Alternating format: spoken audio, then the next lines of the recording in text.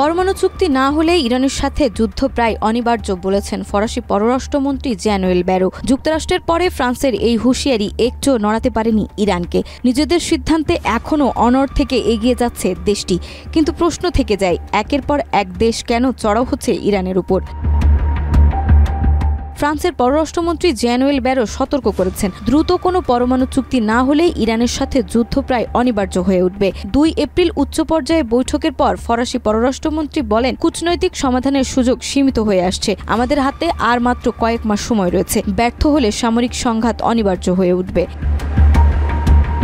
2015 সালে ইরানের সঙ্গে যুক্তরাষ্ট্র, ফ্রান্স, ব্রিটেন, জার্মানি, চীন ও Russia joint comprehensive plan of action নামে একটি চুক্তি স্বাক্ষর করেছিল। তবে 2018 সালে প্রেসিডেন্ট ট্রাম্প যুক্তরাষ্ট্রকে চুক্তি থেকে সরিয়ে নেন এবং ইরানের উপর কঠোর নিষেধাজ্ঞা আরোপ করেন, যার ফলে চুক্তিটি ভেঙে পড়ে।